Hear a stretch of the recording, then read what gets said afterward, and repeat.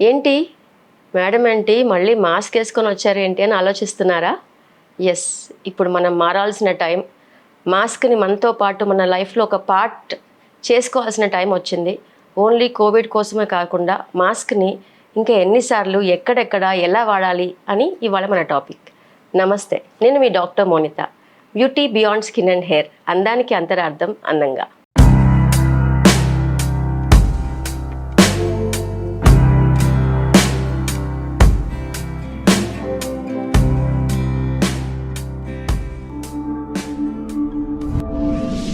Beauty beyond skin and hair, అందానికి అంతరార్థం అందంగా.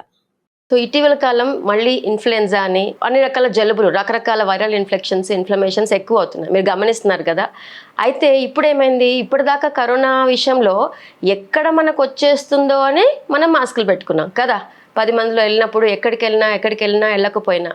ఇప్పుడు నేనేమంటున్నానంటే, ఎక్కడ మనకు వచ్చేస్తుందో అన్న భయంతో పాటు చిన్న బాధ్యత, ఎక్కడ మనకున్న జలుబుని, మనకున్న దగ్గుని బయట వాళ్ళకి పనిచేస్తామా, అందిస్తామా, ఇంట్లో వాళ్ళకి స్ప్రెడ్ చేస్తామా అన్న ఒక బాధ్యతతో కనుక మీరు మాస్కులు పెట్టుకోవటం స్టార్ట్ చేస్తే లైఫ్ చాలా బాగుంటుందండి.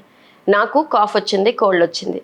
నాకు నా వల్ల రాలేదు, ఎక్కడి నుంచో బయట నుంచే వచ్చింది. అంటే నేను చాలామంది పేషెంట్స్ కూడా చూస్తుంటాను, నా ముందే వాళ్ళు దగ్గుతుంటారు, తుమ్ముతుంటారు. సో నేను కూడా ఒకప్పుడు, అంటే ఇప్పుడు కూడా మాస్క్కి అగెయిన్స్టే. అంటే ఎన్ని రోజులని మిమ్మల్ని మీరు మాస్క్తో కప్పేసుకొని ఇమ్యూనిటీ లేకుండా బతుకుతారు అని నేను కూడా వితండవాదం చేసిన దాన్ని. అంటే ప్రతి చోట మాస్క్ క్లినిక్ వచ్చినా కవర్ చేసేసుకొని మొహం అంతా గాగల్స్ పెట్టేసుకొని లాస్ట్ 1.5 year 2022లోనే చాలామంది మాస్క్ వాడటం తగ్గించారు. నేను 21లోనే తగ్గించాను, ఎందుకంటే లెట్ us ఎక్స్పోజ్, ఇమ్యూనిటీ రానివ్వండి అనేసి.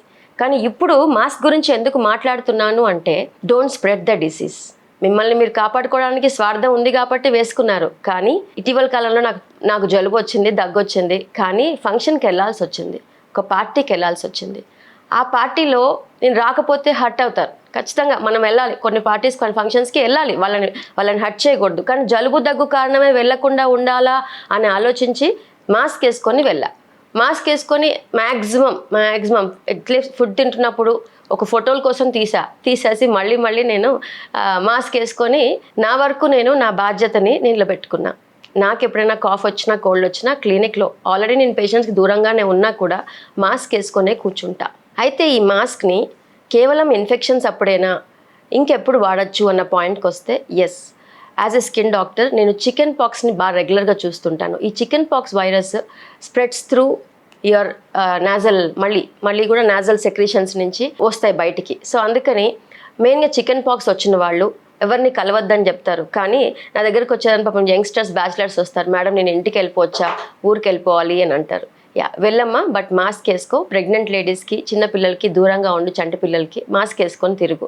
అట్లీస్ట్ బాడీ సెక్రేషన్స్ నుంచి చికెన్ పాక్స్ స్ప్రెడ్ అవుతుంది, బట్ ఫస్ట్ 2-3 డేస్లో చికెన్ పాక్స్ బయటికి రానప్పుడే స్ప్రెడ్ అవుతుంది through your nozzle secretion. So అందుకనే చిన్నపాటి జలుబు, చిన్నపాటి దగ్గు బాధ్యతగా ఎక్కడికైనా వెళ్తున్నా, స్పెషల్లీ షాపింగ్కి, లేకపోతే టెంపుల్కి, ఫ్లైట్లో వెళ్తున్నా, కార్లో వెళ్తున్నా, జర్నీస్లో, ఓకే, 10 మందిలోకి వెళ్తున్నాం, కాస్త జలుబుగా ఉంది అంటే మాస్క్ని మీ తోడు చేసేసుకోండి ప్లీజ్.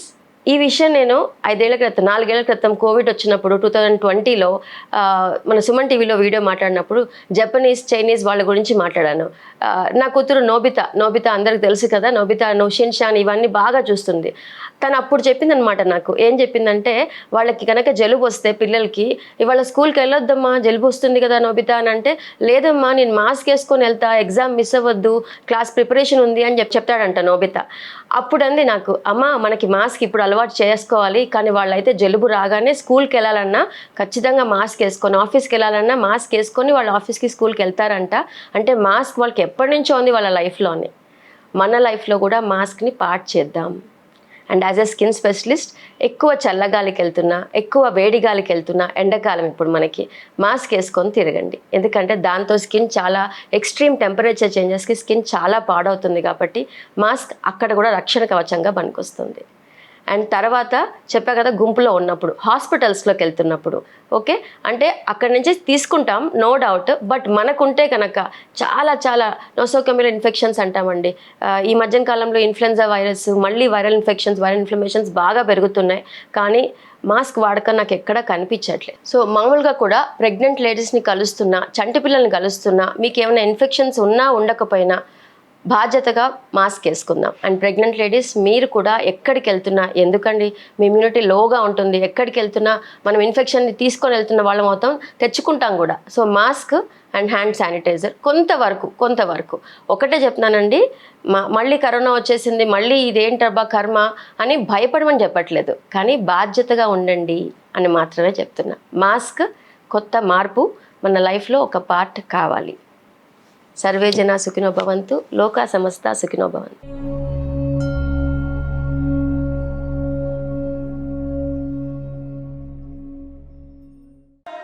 Fearless.